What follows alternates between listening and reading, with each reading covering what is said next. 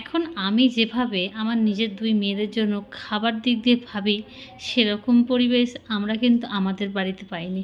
কারণ মধ্যবিত্ত পরিবার, যতটুকু যা হয়েছে সেইটাই আমরা ভাগ করে সবাই মিলে খেয়েছি। আর এখনকার আমরা মায়েরা যা পরিশ্রম করি বাচ্চাদের খাওয়ার পেছনে, তারপরেও কি তারা খায়? কত রকম বাহানা করে বলুন তো খাবারটা না খাওয়ার জন্য।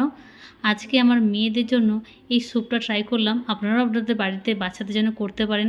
ঠান্ডার সময় কিন্তু ভীষণ আরাম পাবে। একদম একটা ইমিউনিটি কিন্তু বুস্ট করবে এই স্যুপটা বলতে পারি। ভীষণ হেলদি একটা স্যুপ। ৩ রকমের কালারের ক্যাপসিকাম দিয়েছি, ব্রোকলি ছিল, গাজর ছিল, স্প্রিং অনিয়ন ছিল, অল্প একটু বেবি কর্ন ছিল, আর মিক্স কালারের চেরি টমেটো ছিল। অলিভ অয়েলের মধ্যে রসুন দেওয়ার পর ভেজিটেবলগুলো দিয়ে সতে করে নিয়েছি, নুন দিয়ে ভেজিটেবল স্টক দিয়ে দিয়েছি। তারপর পাস্তাটাও সেদ্ধ করে নিয়েছিলাম, আগে থেকে দিয়ে দিলাম। অল্প একটুখানি ব্ল্যাক পেপার, ব্ল্যাক সল্ট দিয়েছি, কাঁচা লঙ্কা কুচি, স্প্রিং অনিয়ন দিয়ে ঢাকা দিয়ে রেখে দিলাম। ঢাকনাটা খুলে লেবুর রস আর অল্প একটুখানি কর্নফ্লাওয়ার গুলো দিলে একদম রেডি। আর আমার মেয়ে খেয়ে বলল, ಚೆನ್ನಾಗಿದೆ।